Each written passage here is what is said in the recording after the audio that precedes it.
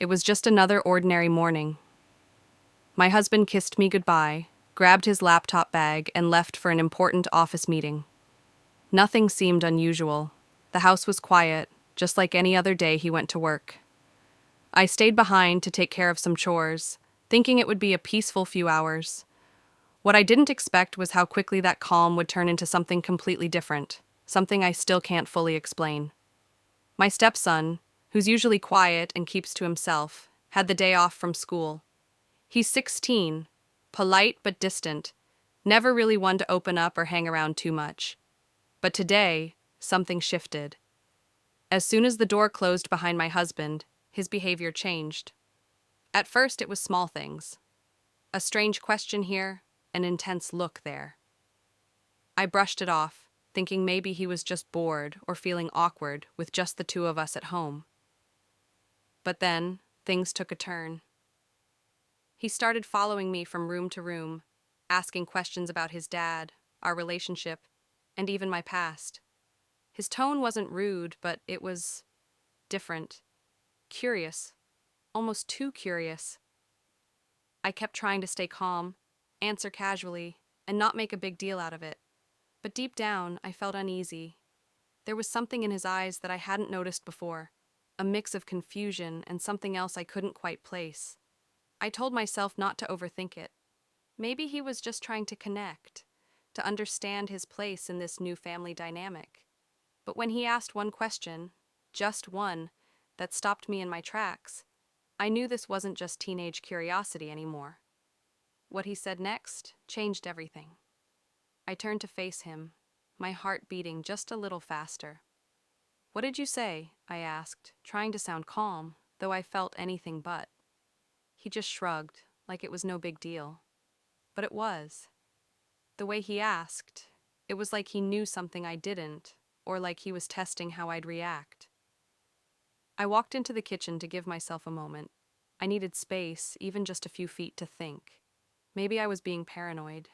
Teenagers go through phases. But still, something about today felt different. I poured myself a glass of water, trying to settle the growing unease. He followed, leaning casually against the counter like he had all the time in the world. "You and Dad, you ever fight?" he asked, like he was asking about the weather. That's when I realized this wasn't just a curious teen asking about family life. This felt deliberate. His questions weren't random. They were leading somewhere, though I couldn't figure out where yet. I gave a soft laugh, keeping it light. "Every couple argues sometimes. Why do you ask?" He shrugged again, but didn't answer. He just kept watching me. There was a silence that stretched longer than it should have. I could hear the ticking of the clock above the stove, and it suddenly felt too loud, too sharp. I tried to shift the energy, asked him if he wanted breakfast, but he didn't respond right away. Instead, he reached into his pocket and pulled out something, just his phone. But for a second, I tensed. He noticed. I could tell. "You know," he said, tapping on his screen, "sometimes people aren't who they say they are. Not even family." My breath caught a little. I wasn't sure if he meant me or someone else. My mind raced. Did he overhear something? Was this about his dad? About his mom? He rarely spoke about her. She passed away a few years ago, and since then, he'd become more distant, more guarded. My husband always said to give him time.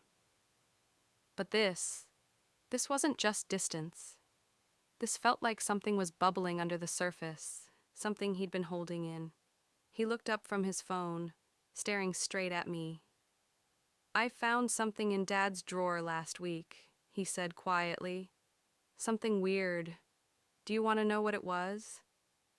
But before I could answer, the front door creaked. I froze when I heard the front door creak. My first thought was that my husband had come back early, but that didn't make sense. His meeting wasn't supposed to end for hours. I glanced at the clock again, as if it could explain the sound. My stepson didn't flinch. He kept his eyes on me, as if he was waiting for my reaction more than the sound itself. I moved toward the hallway slowly, heart pounding. "Is someone there?" I called out, but there was no response. Just the low hum of the refrigerator and the faint rustle of wind outside. I turned back to him, and he gave me a look I couldn't quite read, half curious, half amused, like he already knew something I didn't. "I didn't open it," he said quietly, but his tone carried something strange. "Maybe it's just the wind." But it didn't feel like just the wind. Something was off. The kind of off that makes your skin prickle and your instincts kick in. I checked the hallway. Nothing. The door was still locked, but the latch looked like it had shifted slightly. Maybe I was just imagining it. Maybe. Still, I made sure it was secure and returned to the kitchen, trying to steady my breathing. He was back in his chair, scrolling through his phone like nothing happened. "So," he said, not even looking up, "you want to know what I found or not?" I sat down across from him. "What did you find?" He waited a moment before speaking. "A letter, handwritten, old, from someone named Mira." I blinked. The name didn't register at first. "Mira?" I repeated, unsure. "Yeah, Mira," he said. "She signed it, 'Always yours, M.'" Sounded personal. My mind raced. I'd never heard that name before. Not from my husband, not from anyone. I didn't know if it was a coworker, a friend, or something else entirely. But the way he said it didn't feel like a casual find. It felt loaded. "Where was it?" I asked, trying to stay calm. "In the bottom drawer, behind his old files, like it was hidden on purpose." That drawer, the one he always kept locked unless he was looking for something specific. I never thought much of it. We all have private things.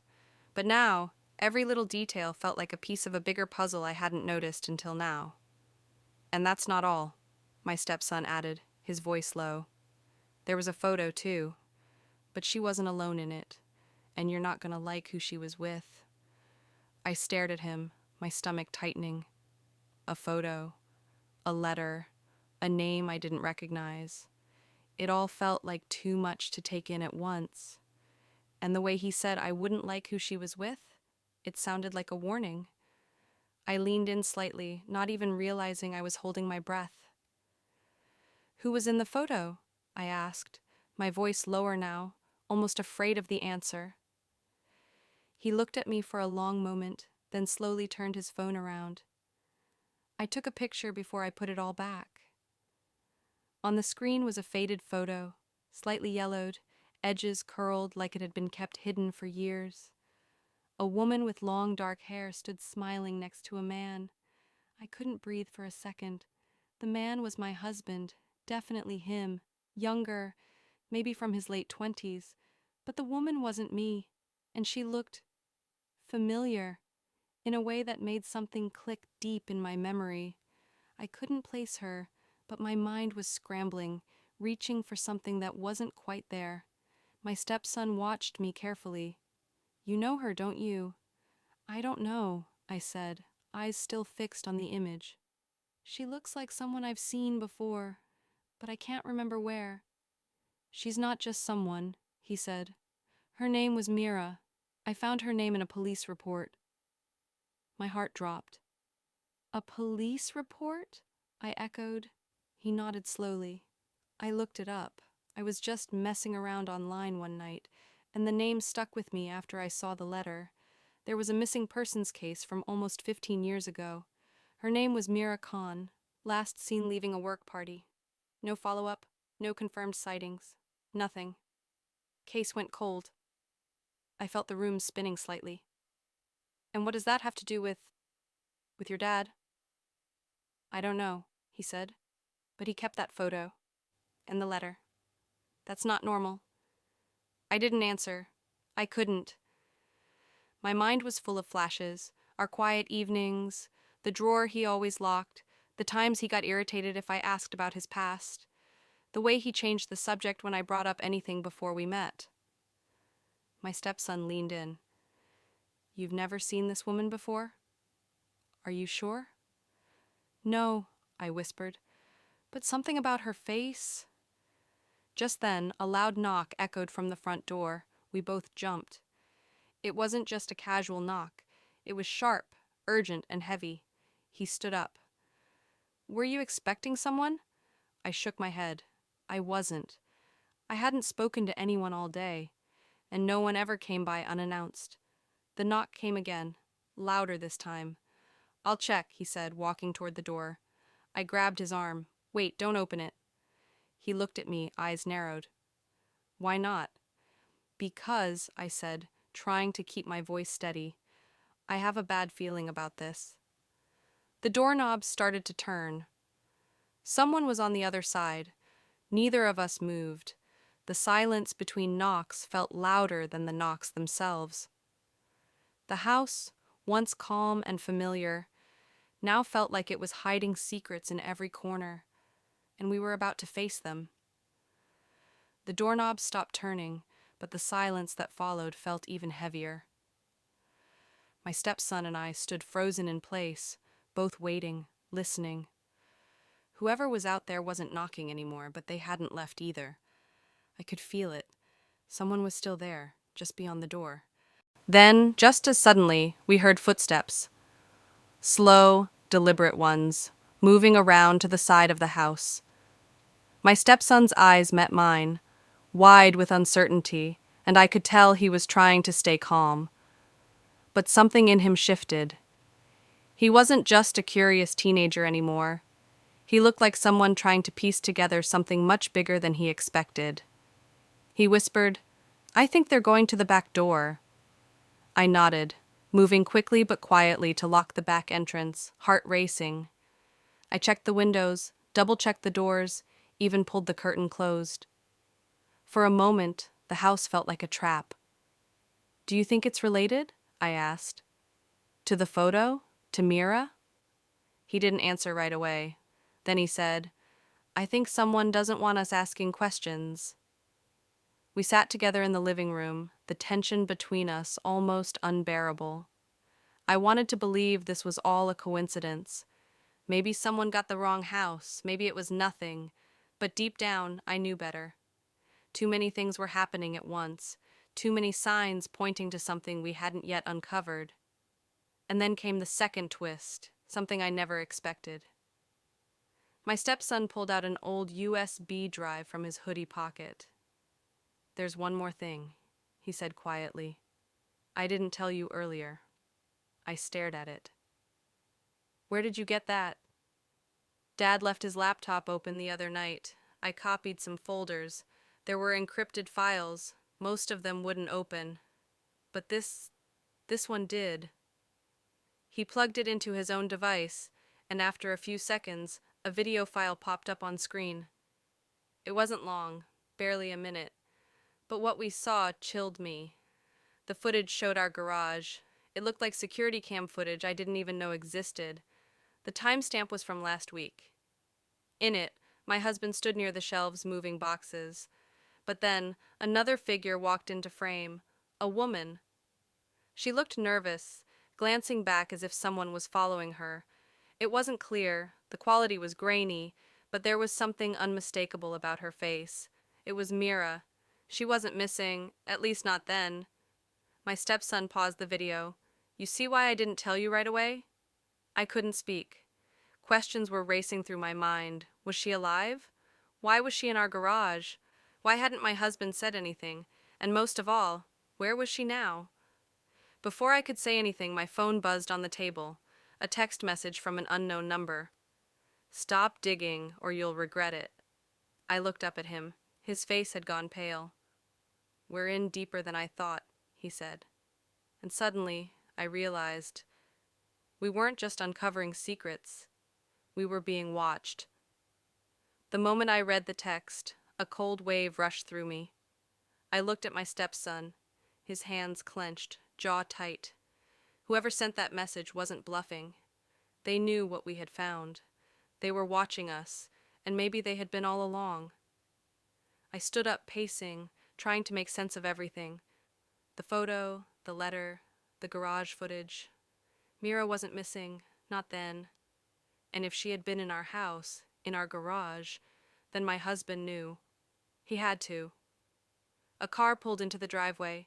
We both rushed to the window, staying low. It was him, my husband, back from his meeting, or maybe he'd never gone. My heart pounded. We had no choice. This was the moment. No more guessing. We needed answers. He stepped inside, hanging his keys like it was any normal day. Then he saw our faces. Something in his expression shifted, just for a second, but it was enough. He knew. "We need to talk," I said, voice steady. He looked at both of us, then sighed. I figured this would happen. We didn't waste time. I showed him the photo, the video, the text message. I asked about Mira. At first he stayed silent. Then slowly he nodded. "She came to me," he said. "A few weeks ago. She was in trouble. She didn't know who to trust, so she came to the only person who'd once loved her." His voice cracked slightly. "We were engaged before I met you. She disappeared for years. Said she ran from someone. "Why didn't you tell me?" I asked. "Because I didn't want to put you in danger," he said.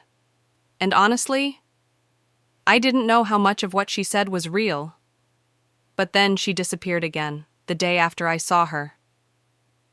The pieces fell into place. Mira had returned, briefly. She left behind a warning.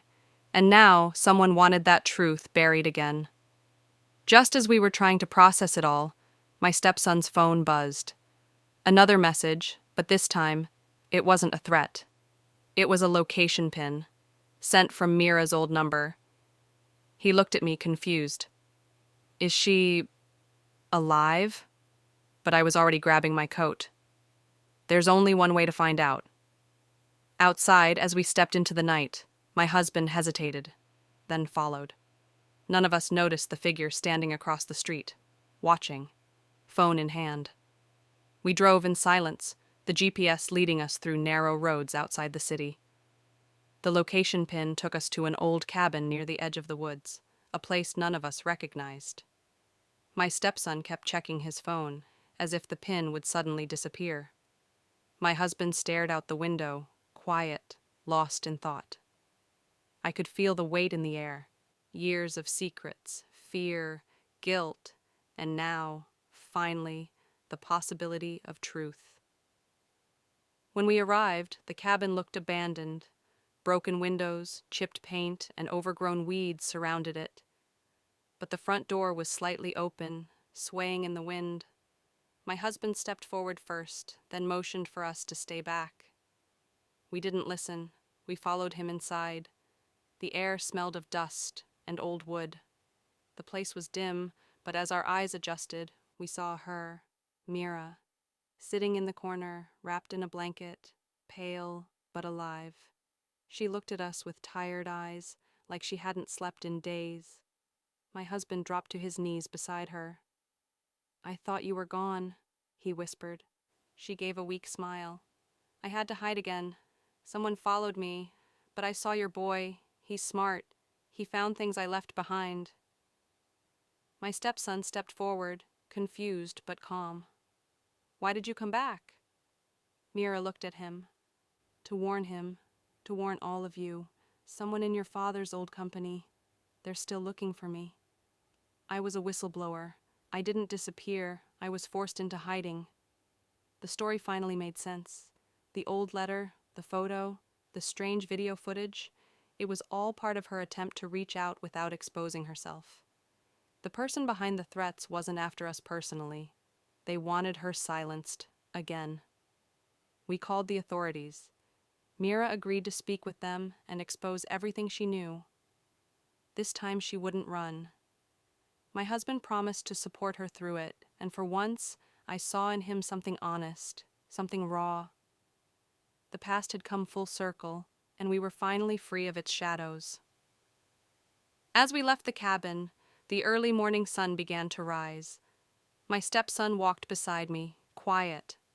After a moment, he said, "I didn't think all this would happen. I just wanted answers." "You found more than that," I said. "You found the truth." And behind us, the cabin door closed gently. no longer a hiding place, but the end of something unfinished. The story was over, but the way we saw each other had changed forever.